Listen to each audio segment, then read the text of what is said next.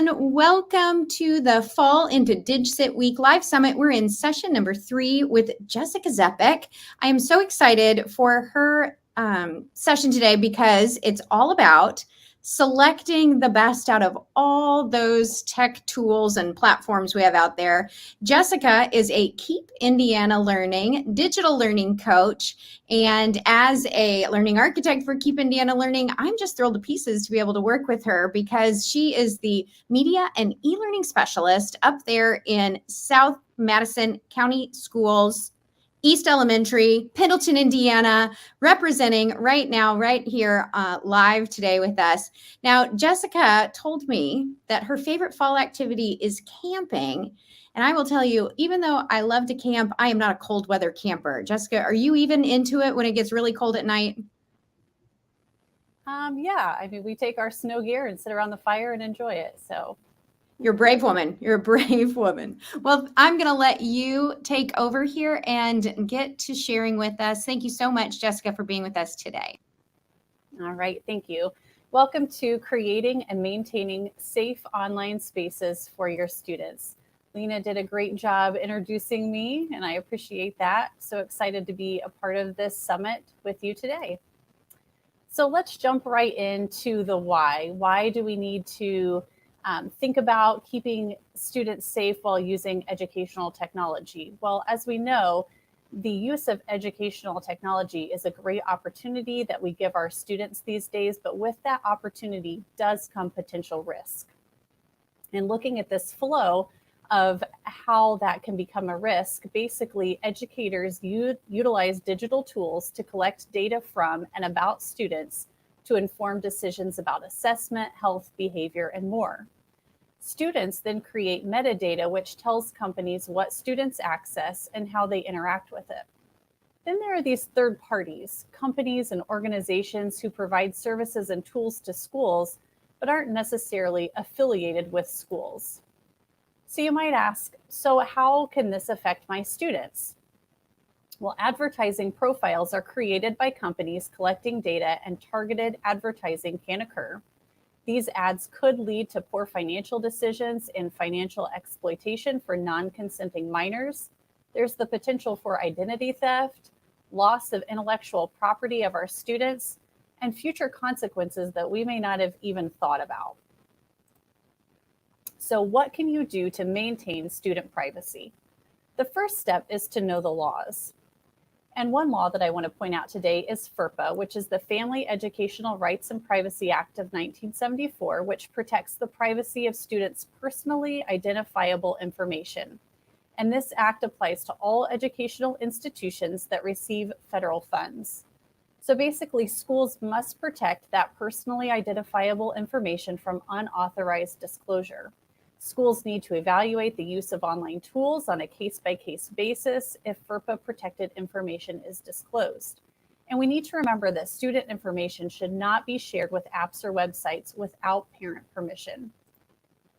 Another law I want to point out is the COPPA, Children's Online Privacy Protection Act. And this is a law created to protect the privacy of children under 13. Basically, children under 13 cannot legally give out personal information without parental consent. Only the website or digital tool specifically authorized by the parent has the right to student information. If the site shares information with third parties, it can't be used by students under 13. And whenever possible, teachers should create generic student accounts with names such as Student 1, Student 2, etc., to make sure that they're not violating that COPPA law. You should also know what to look for by asking these 4 questions. First of all, you should always look at age restrictions listed in the privacy policy and think about what age are your students that are going to be using this particular EdTech product. Ask yourself, does the app allow users to interact with other users, either in the same class or school or outside of the school? If so, can this feature be disabled? And this matters because while some interactions with other students might be okay given certain restrictions, students should not be able to interact with strangers or adults. And we need to make sure that we are not opening up a platform to where that could happen. Also ask yourself, does the app vendor monitor user social interactions and or user created content? This matters because if student messaging and content are unmoderated, this could lead to potentially inappropriate interactions. And I'm sure that we can use our brainstorming to think about what types of inappropriate interactions could take place between students if that content is not moderated. Ask, does the app allow users to share their profile or personal information publicly or with other users? If so, can this feature be disabled? This matters because the sharing of students' information potentially violates student privacy laws and potentially exposes students to dangerous online situations. So after all of that about the laws and questions you should ask, hopefully you're not sitting there thinking, oh my goodness, I should probably never use an EdTech product again because I have to worry about it not being safe for our students. Well, there is some good news. Common Sense Media has developed this privacy program in which they have done the research for you. They have researched different EdTech products to determine whether or not they meet the legal requirements, and they think about best practices for data privacy and give those products a rating. And this privacy program can be found at the website there, commonsense.org/education/privacy. And as you see, you could click on privacy evaluations and just kind of scroll through them to find EdTech products that have a high rating, or you can actually search for a privacy evaluation. So if you're considering using an app or a tool, it wouldn't hurt to go in here and search it first to see what kind of rating it received. So taking a closer look at that, here is an example of a couple of privacy evaluations. So you'll notice that they will list the EdTech product or tool, have a rating, so it's in a percentage, and then give it a fail or pass. And it will also tell you when it was last updated, so you can see how far back that update came from. So the evaluation ratings, again, those EdTech products could receive a pass, which means it meets Common Sense Media's minimum requirements for privacy and security practices. A warning means it does not meet their recommendations for privacy and security practice. So not necessarily that you shouldn't use it, but you should definitely check that privacy policy, make sure that it doesn't violate any policies within your district or state. If it has a fail, that means that the product does not have a privacy policy at all and should not be used. What's really great is that Common Sense Media has the ability for us to click on the rating. So we see the percentage rating, and then we can click on the rating and get all of this information about that particular product. And if you forget how they rate them, there's even a button where you can learn how they rate there. But you get this entire overview. You can learn about data, advertisements, parental consent, school purpose, and so much more. So Common Sense really did a nice job of compiling that information for you so that you don't have to do the research on your own. And here are some other examples of information that is shared from Common Sense Media about these products. So you get a really good sense of the percentage score that the product meets in all of the categories. So speaking of categories, these are the criteria that Common Sense Media uses to score these products. One criteria is safety, which takes into consideration best practices that protect a user's physical and emotional health. Privacy, and evaluating privacy takes into consideration best practices that protect the disclosure of a user's personal information. And remember that law about students under 13 not being able to provide personally identifiable information. We have to be very careful of that because a lot of technology tools, specifically social media, they may have in their policy that students under 13 can't use them, but there's nothing actually stopping students under 13 from creating an account. It may be as simple as just giving a false birth date, and as long as they have an email to verify the account, they can set one up. So we have to be careful of that. Security is another criteria. Evaluating security takes into consideration best practices that protect the integrity and confidentiality of a user's data. Common Sense Media looks at the terms about security practices and looks to see if any data breaches may be missing from the policy. And in this case, encryption is a good thing. So they look to see if that is part of the product. Also, compliance. This considers best practices for collecting personal information from children and legal obligations for the privacy and security of that information. So think about, what does this look like for your district and district-wide? You should know your district's processes for selecting digital resources. Here's an example from Omaha Public Schools. So this is how one district is using the Common Sense privacy evaluations and resources to select digital resources. So educators in their school corporation, when they want to use an EdTech product, have to submit it to a committee that sort of vets that product. So they have to sort of ask, I'm interested in this product, I've heard about it, and then they ask their district if it's an okay one to use. Well, the outcome of that process is that multiple voices have a say in the process. So that doesn't all lie on the teacher's shoulders as far as determining whether that EdTech product was a good one to choose.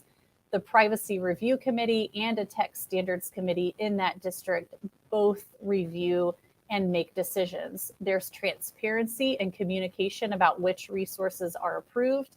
And then there's a dashboard displaying information regarding tool requests, which can be referenced in making informed, data-driven decisions.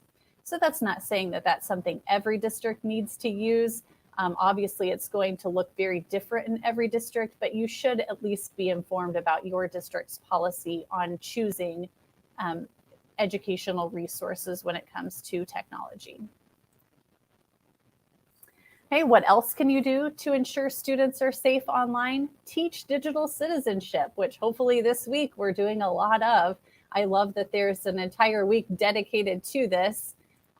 Common Sense Media makes it very easy for classroom teachers to integrate digital citizenship into their curriculum. They have these ready to use lesson plans that address timely topics and prepare students to take ownership of their digital lives. And teachers can browse, they can filter by grade level. You'll notice down here that there's an entire section of lessons dedicated just to privacy and security. And Common Sense Media makes them, the lessons, highly interesting for students by using videos, slides, customizable resources, and they have bilingual materials. So it's just really easy for teachers to use and accessible. Here are a couple of example lessons. So this one is for grades 3 through 5. It's Password Power Up, and it just talks about choosing an appropriate password. And I think a lot of times students don't understand how important that is to protect their logins or their accounts by choosing an appropriate password. Here's one for grades 6 through 8, being aware of what you share. And hopefully you all tuned in to Kyle Klein's session that was just before mine, but he really emphasized how important it is for students and just people in general to be aware of what they are sharing online. And so this is a great lesson for students to just bring awareness to that topic. Here's one for grades 9 through 12, risk check for new tech. And again, it talks about sharing carefully and just talking about privacy and security online.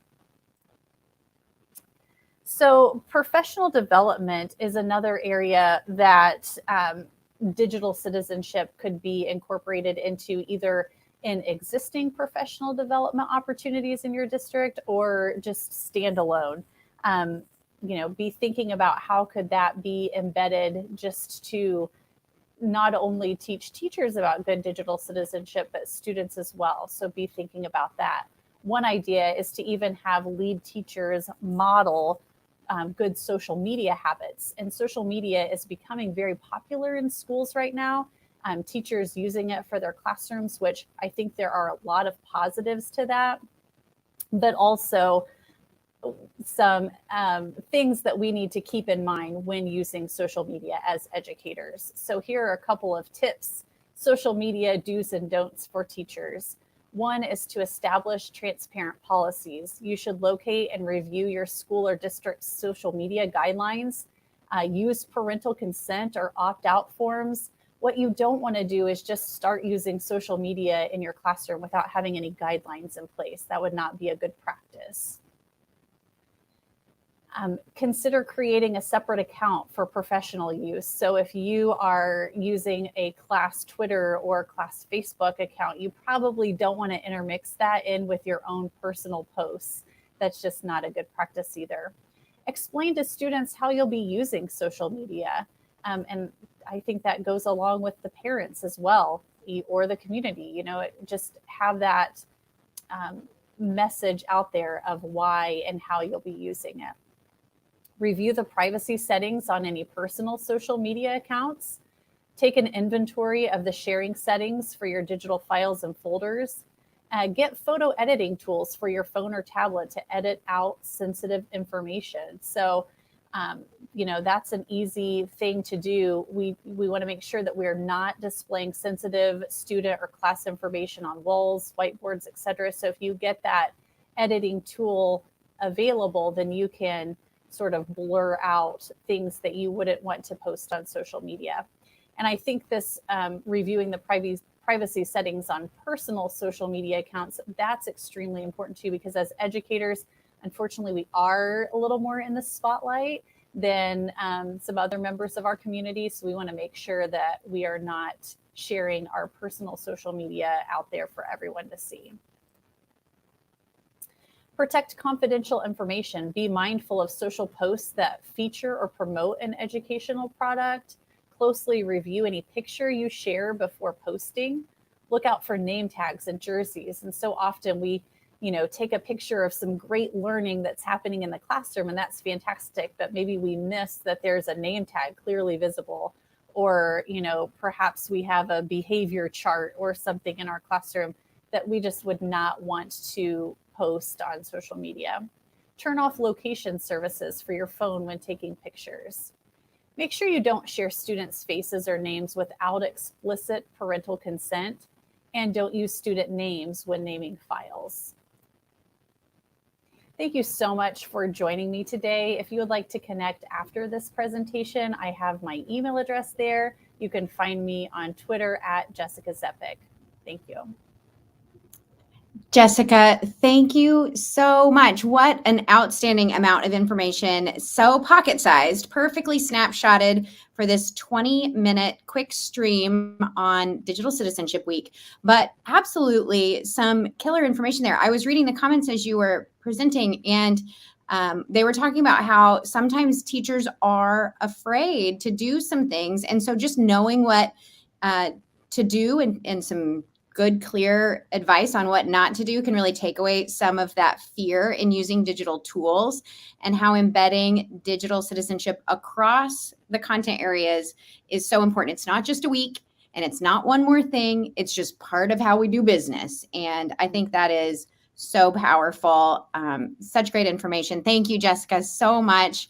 This is great because it's recorded. We would love people to share this out. This would be a perfect 20-minute section to share with your colleagues, watch it in a PLC, talk about it at a staff meeting. Such good information. Thank you, Jessica. Thank you so much for allowing me to be a part of this effort. Absolutely. And please look for more content from Jessica on keepindianalearning.org. And we will be back at 2:30 with our first eLearning partner session from Common Sense Education. You don't want to miss that. We'll see you right back here. Thanks again. See you soon.